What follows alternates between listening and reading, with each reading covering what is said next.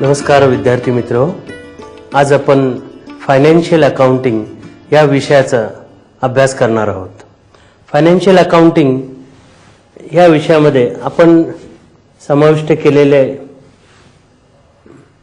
Points nature of business आणि business organisations, त्यानंतर nature and scope of accounting, यामध्ये बिझनेसचं स्वरूप काय आहे, त्यामध्ये कोणकोणत्या ॲक्टिव्हिटीज असतात, बिझनेस करणाऱ्या संस्था कोणकोणत्या प्रकारच्या आहेत, याबरोबर अकाउंटिंगचा अर्थ काय, त्याची व्याप्ती काय, पद्धत काय, या गोष्टींची आपण माहिती घेणार आहोत। बिझनेसची व्याख्या थोडक्यात अशी करता येईल की any activity carried with profit motive is business. नफा मिळवण्यासाठी केलेला कोणताही उद्योग म्हणजे बिझनेस म्हणता येईल।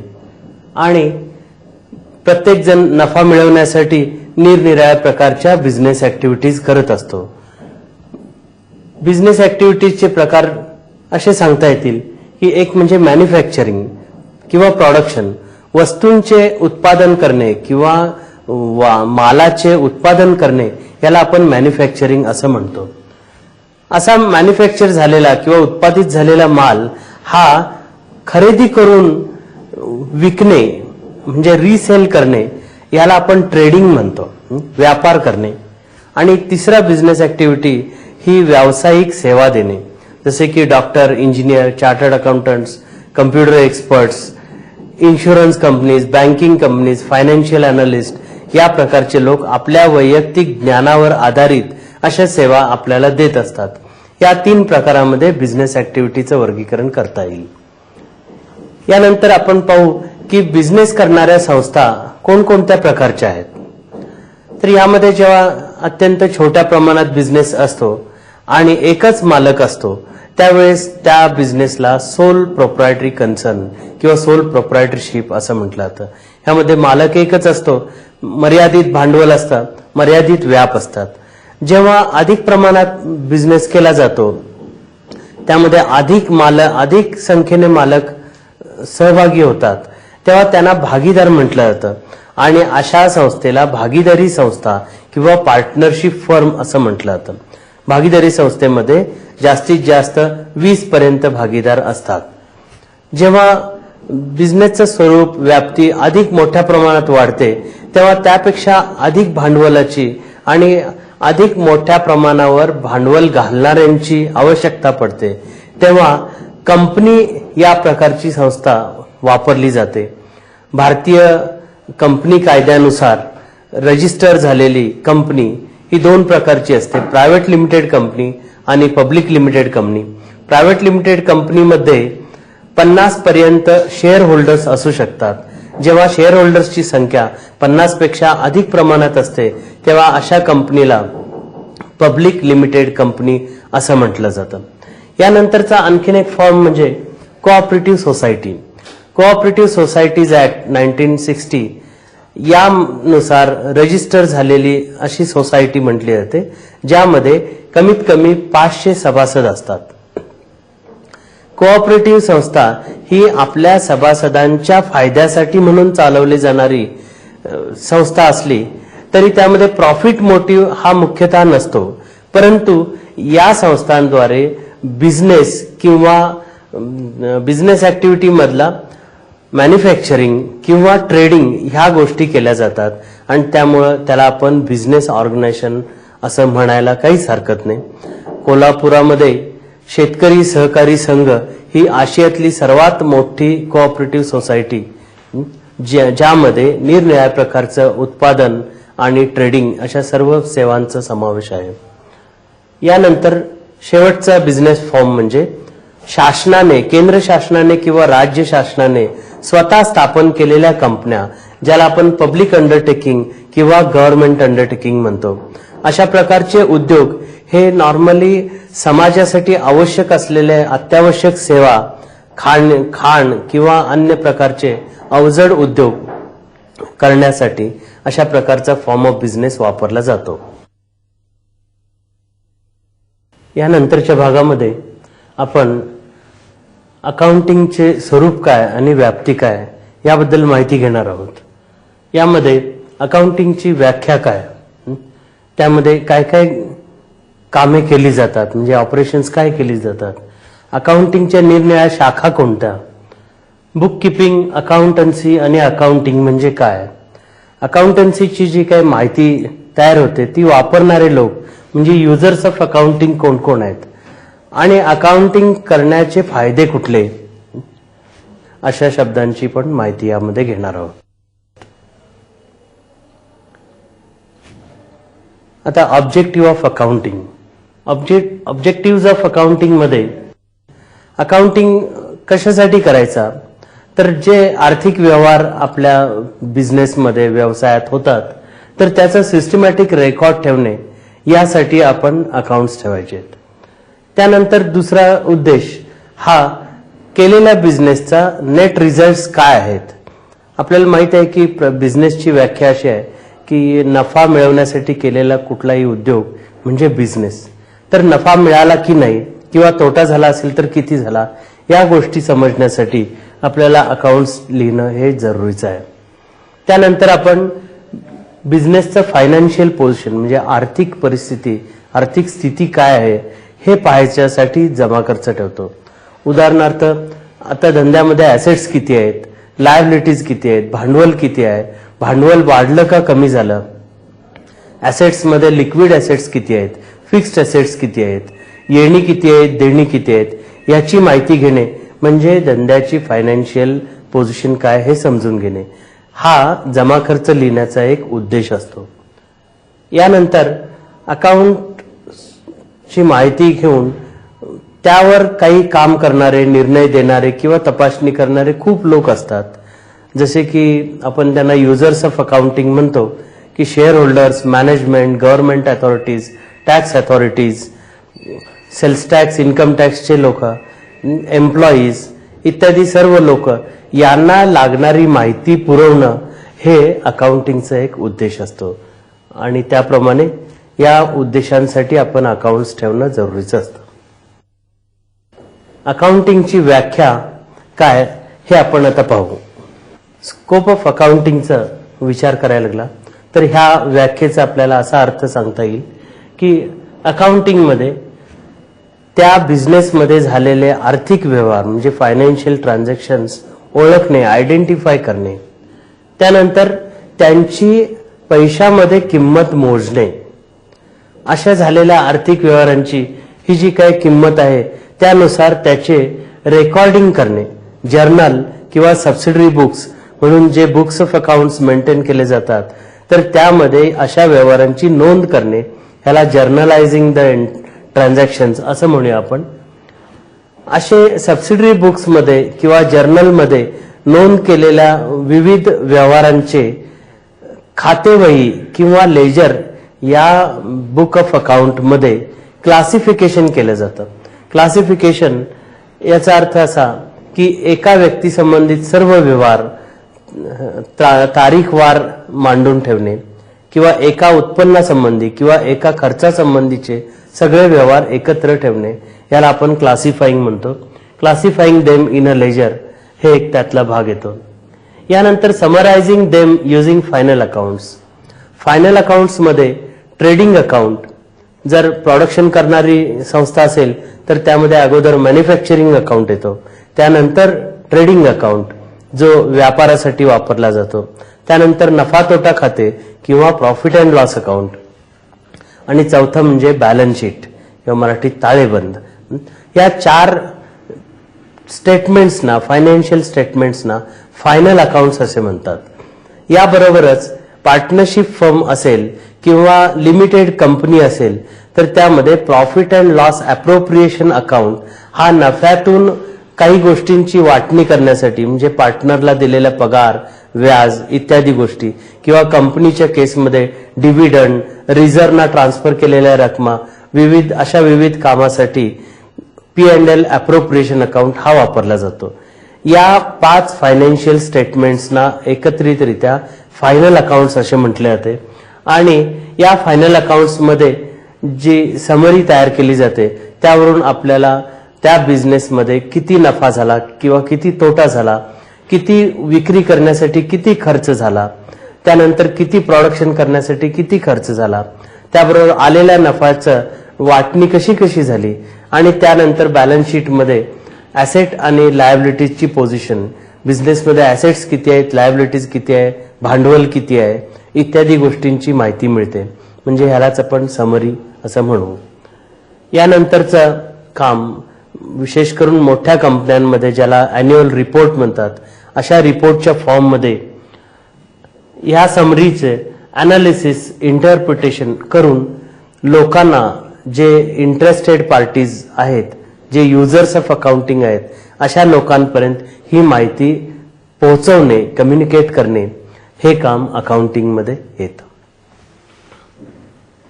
अकाउंटिंगच्या 3 प्रमुख शाखा मानल्या जातात. त्यामध्ये फायनान्शियल अकाउंटिंग, कॉस्ट अकाउंटिंग आणि मॅनेजमेंट अकाउंटिंग अशा 3 होत.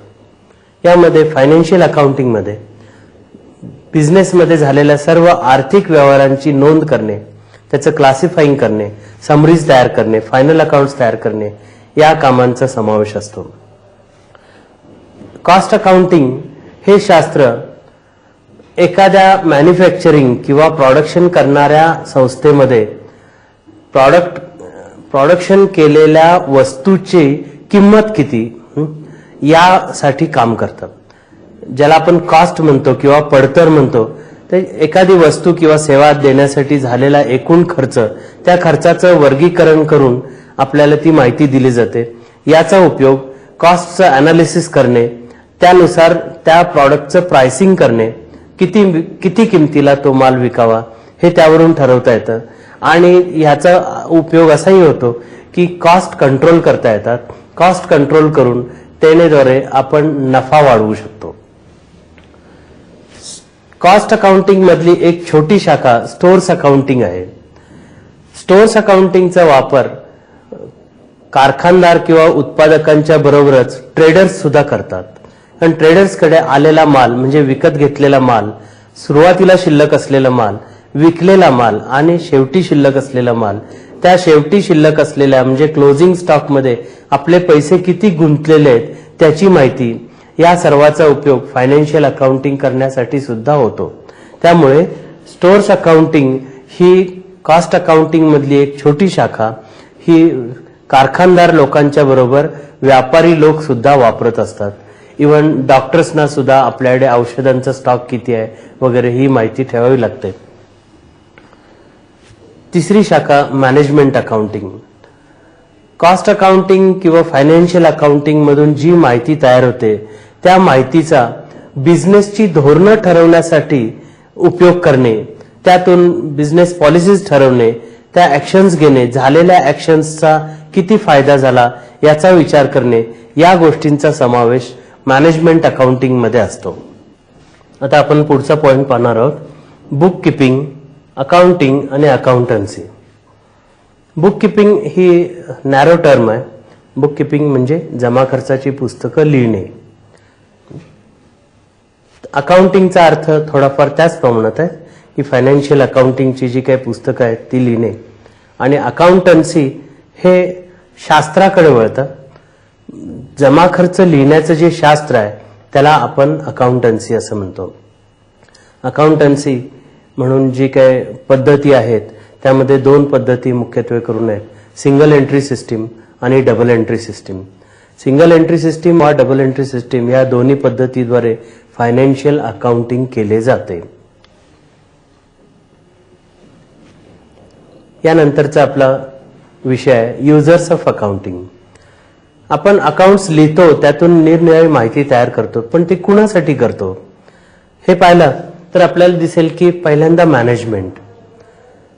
बिझनेसची व्याख्या आपण पाहिली की नफा मिळवण्यासाठी केलेला उद्योग. मग त्या मॅनेजमेंटला, त्या धंद्याची कुठली मॅनेजमेंट असो, मग तो प्रोप्रायटरी कन्सर्न असो म्हणजे एकटा मालक असो किंवा लिमिटेड कंपनी असो ज्यामध्ये managing director, board of directors वगैरे अनेक लोकांचा समावेश असतो, ह्यांना जे काय आपण मॅनेजमेंट म्हणू, त्यांना हे माहिती व्हावं लागतं की धंद्यात काय चाललेलं आहे, धंदा कुठे आहे, किती पैसे मिळालेत, किती नफा मिळालाय किंवा किती तोटा झालाय, किती विक्री केलेली आहे, ती विक्री करण्यासाठी किती खर्च झालेला आहे. प्रोडक्शन किती झालेलं आहे आणि त्या प्रोडक्शनची कॉस्ट किती आहे, ह्या सगळ्या गोष्टी माहीत होणं हे मॅनेजमेंटची गरज असते. कारण त्यावर मॅनेजमेंटला बरेचसे निर्णय घ्यायचे असतात. हे निर्णय घेण्यासाठी आपल्याला जमारचं ठेवणं हे जरुरीचं असतं. त्यानंतर शेअर होल्डर्स, सिक्युरिटी अनालिस्ट आणि इन्व्हेस्टर्स. ज्या कंपन्या स्टॉक एक्सचेंजला नोंदीकृत झालेल्या आहेत अशा कंपन्यांचे शेअर बाजारातून विकत घेता येतात आणि अशा शेअर्समध्ये इन्व्हेस्टमेंट करणारे लोक किंवा अशा कंपन्यांच्या मध्ये केलेल्या गुंतवणुकीची सुरक्षितता किती आहे हे सांगणाऱ्या संस्था, उदाहरणार्थ क्रिसिल रेटिंग असं म्हटलं जातं, तशा सिक्युरिटी अनालिस्ट म्हणून काम करणाऱ्या संस्था किंवा त्या कंपनीमध्ये असलेले शेअर होल्डर्स, भागधारक हे या कंपनीच्या अकाउंट्सचा वापर करत असतात. अकाउंट्सच्या फायनल अकाउंट्समधून मिळालेल्या जे समरीज आहेत त्याचा वापर करून ते कंपनीची कशी परिस्थिती आहे, आर्थिक परिस्थिती चांगली आहे का वाईट आहे, सुधारत आहे की नाही वगैरे याचा अभ्यास ते करत असतात. यानंतर मनी लेंडर्समध्ये मुख्यतः बँकर्स येतात, पण त्याबरोबर आता बऱ्याचशा खाजगी फायनान्स कंपन्या फ्लोट झालेल्या आहेत. ह्या फायनान्स कंपन्या असोत किंवा बँक असो, तुम्हाला कर्ज देण्यासाठी जेव्हा ते निर्णय घेतात तेव्हा त्यांना अगोदर फायनान्शियल फिजिबिलिटी सांगावी लागते. फायनान्शियल फिजिबिलिटी सांगण्यासाठी पुढील भविष्यामध्ये काही वर्षामध्ये होणाऱ्या धंद्याची आकडेवारी जी प्रोजेक्टेड असते ती आणि मागे झालेल्या आर्थिक व्यवहारांची माहिती फायनान्शियल स्टेटमेंट्सच्या स्वरूपात ती द्यावी लागते. त्यावरून जर त्यांची खात्री झाली की तुम्ही दिलेलं कर्ज फेडू शकता तरच ते आपल्याला कर्ज देत असतात आणि म्हणून मनी लेंडर्सना व्यवस्थित माहिती देणं हे अकाउंट्सचं काम असतं. कस्टमर्सचा यात काय संबंध असं आपल्याला वाटेल, पण पहा, आपण बरेच वेळा असे निर्णय घेतो की आता पालिओ गाडी घ्यायची आहे तर पालिओ कंपनीची परिस्थिती चांगली आहे की नाही त्यावर आधारून त्या कंपनीचे पार्ट्स पुढे मिळणार आहेत की नाही किंवा ती कंपनी बंद होणार आहे की चालू राहणार आहे यावर ती गाडी चांगली असो किंवा नसो ह्या कंपनीच्या आर्थिक परिस्थितीचा सुद्धा विचार गिराईक करत असतात. अशा दृष्टिकोनातून किंवा एखादी ऑर्डर देण्यासाठी ज्या कंपनीला ऑर्डर द्यायची आहे तर ती ऑर्डर पुरी करण्याची त्यांची आर्थिक क्षमता आहे की नाही हे सगळं माहिती करून घेण्यासाठी अकाउंट्सचा वापर केला जातो. म्हणून कस्टमर हे सुद्धा अकाउंटिंगचे युजर्स आहेत. एम्प्लॉईज, एखाद्या संस्थेमधील एम्प्लॉईज हे त्यांचं चरितार्थाचं उत्पन्न म्हणजे पगार हे त्या कंपनीमधून किंवा त्या संस्थेमधून मिळवत असतात. त्या संस्थेची आर्थिक परिस्थिती चांगली असणे म्हणजेच त्यांचा पगार पुढे मिळत राहणे असं इक्वेशन मांडता येईल. आणि ह्यामुळे एम्प्लॉईज हे नेहमी फायनल अकाउंट्समधून दिसणाऱ्या समरीज किंवा रिझल्ट्स, नेट बिझनेस रिझल्ट्स याच्यावरती लक्ष ठेवून असतात. म्हणून ते सुद्धा बिझनेस अकाउंट्सचे युजर्स होत. गव्हर्नमेंट आणि रेग्युलेटरी अथॉरिटीज, भारतामध्ये 3000हून अधिक कायदे अस्तित्वात आहेत आणि हे कायदे विविध प्रकारच्या बिझनेस किंवा अन्य गोष्टी करणाऱ्या संस्थांवरती नियंत्रण ठेवण्यासाठी वापरले जातात. हे नियंत्रण ठेवण्यासाठी त्यांना जी माहिती लागते ती माहिती आपण अकाउंट्स मधून सुद्धा त्यांना देत असतो. तसंच रेग्युलेटरी एजन्सीज, जसं की आता खाजगी कंपन्यांना विमा, आयुर्विमा देण्याची परवानगी दिली तर यांच्यावरती कंट्रोल करण्यासाठी IRDA ही रेग्युलेटरी एजन्सी भारत सरकारने स्थापन केलेली आहे. अशा निरनिराळ्या प्रकारच्या बिझनेसेसवरती नियंत्रण ठेवण्यासाठी अशा एजन्सीज तयार केल्या जातात. त्यांना योग्य ती माहिती देण्याचं काम आपण अकाउंट्सद्वारे करू शकतो. अदर्समध्ये अर्थशास्त्राचे किंवा अन्य विषयाचे अभ्यासक हे सुद्धा तुमच्या कंपनीचा अभ्यास करत असतात. त्याद्वारे ते निरनिराळ्या गोष्टींचे निर्णय देत असतात की ह्या कंपनीची परिस्थिती अशी कशामुळे झाली याचा डिसिजन किंवा याचा स्टडी किंवा त्यामध्ये रिसर्च करत असतात. आणि त्यासाठी अनेक इतर लोक सुद्धा आपल्या अकाउंट्सच्या माहितीमध्ये इंटरेस्टेड असतात. अशा प्रकारे हे निरनिराळ्या युजर्सना आपल्याला अकाउंटिंगमधून माहिती देणं हे काम करायचं आहे. आता आपण पाहू अकाउंट्स ठेवण्याचे फायदे काय. तर जेव्हा अकाउंट्स हा प्रकार अस्तित्वात नव्हता तेव्हा मग सगळं लक्षात ठेवून केलं जायचं. परंतु माणसाची मेमरी ही अनिश्चित आहे. त्यामध्ये एखादी गोष्ट साठवली जाईलच याची गॅरंटी नाही आणि साठवलेली माहिती अचूकरित्या मिळेल परत असं सांगता येत नाही. त्यामुळे आठवणीत ठेवून काहीतरी करण्यापेक्षा त्याचा रेकॉर्ड ठेवणं, डॉक्युमेंटेशन करणं हे अधिक भरवशाचं होतं. त्यामुळे अकाउंट्स ठेवण्याचा फायदा असा आहे की ते इट रिप्लेसेस मेमरी. आठवणीवर तुमच्या अवलंबून न राहता कागदोपत्री त्याची डॉक्युमेंट्स आणि बुक्स ऑफ अकाउंट्स केले जातात आणि मग त्यामध्ये विसरण्याचा किंवा चुकीची माहिती मिळण्याचा प्रश्न राहत नाही. दुसरा फायदा असा आहे की ॲसेट्सवरती आपल्याला नियंत्रण अधिक चांगल्या प्रकारे करता येतं. जर आपल्याकडे आपल्या ॲसेट्स काय काय आहेत याची माहिती जर जमा खर्चाच्या पुस्तकामध्ये तपशीलवार नोंद केलेली असेल तर ते ॲसेट्स कुठे आहेत, त्याची काय परिस्थिती आहे, त्याच्यावर काय नियंत्रण ठेवलं पाहिजे, त्याचं नुकसान किंवा चोरी किंवा डॅमेज होऊ नये यासाठी काय केलं पाहिजे ह्याचे निर्णय घेता येतात आणि ह्यासाठी आपल्याला अकाउंट्सचा उपयोग होतो. यानंतर अकाउंट्स जर ठेवले तुम्ही तर त्यातून तुम्हाला फायनल अकाउंट्स किंवा फायनान्शियल स्टेटमेंट्स म्हणजेच trading account, profit loss account, balance sheet, trading P&L, appropriation account, manufacturing account असे फायनान्शियल अकाउंट्स तयार करता येतात. फायनान्शियल स्टेटमेंट्स मधून आपल्याला कंपनीला नफा किती झाला किंवा तोटा किती झाला, कंपनीची आर्थिक परिस्थिती काय या गोष्टीचं ज्ञान होतं. असे फायनल अकाउंट्स तयार करण्यासाठी आपल्याला अकाउंट्स ठेवणं मूलतः जरुरीचं आहे. अकाउंट्सचे जे युजर्स आहेत त्यांना जी माहिती आवश्यक असते ती माहिती पुरवठा करण्याचं काम अकाउंट्सद्वारे करता येतं. हा अकाउंट्स ठेवण्याचा आणखीन एक फायदा आहे. यानंतर मॅनेजमेंटला म्हणजे मॅनेजमेंटमध्ये 3 प्रकार येतात की low level management, middle level management आणि टॉप लेवल मॅनेजमेंट. या तिन्ही प्रकारच्या मॅनेजमेंटमध्ये काम करणाऱ्या डिसिजन मेकर्सना कंपनीचे निरनिराळे निर्णय घेण्यासाठी अकाउंट्सच्या माहितीचा खूप उपयोग होत असतो. यानंतर महत्वाचा एक विषय असा की जिथे आर्थिक व्यवहार असतात किंवा फायनान्शियल इन्स्टिट्यूशन्स, विशेष करून ज्याला आपण बँक्स म्हणूया किंवा पैसा पुरवठा करणाऱ्या संस्था, फायनान्शियल इन्स्टिट्यूशन्स, अशा ठिकाणी फ्रॉड होण्याची शक्यता खूप असते. असे खूप केसेस आपल्याला इतिहासात बघायला मिळतील. आज कम्प्युटरवर अकाउंट्स ठेवत असताना कम्प्युटराइज्ड अकाउंटिंगमध्ये सुद्धा फ्रॉड होण्याचे प्रमाण खूप वाढलेलं आहे. आणि काही वर्षापूर्वी प्रसिद्ध झालेली जी अमेरिकेतील माहिती होती त्यानुसार दरोडा टाकून झालेल्या चोरीची ॲव्हरेज रक्कम ही $1500 होती. तर कम्प्युटरच्या थ्रू दरोडा टाकून पळवलेल्या रकमेची ॲव्हरेज सरासरी रक्कम $5,00,000 होती. तर त्यावरून आपल्याला लक्षात येईल की चोरीचं प्रमाण हे सगळीकडे आहे. चोरी झाली की नाही हे लक्षात येण्यासाठी आणि कुठे झाली, केव्हा झाली हे लक्षात येण्यासाठी किंवा ती होत असताना तिथे कोण कोण लोक उपस्थित होते, व्यवहार करण्यासाठी कोण कोण जबाबदार होते ह्याची माहिती सगळी आपल्याला अकाउंट्समधून मिळू शकते.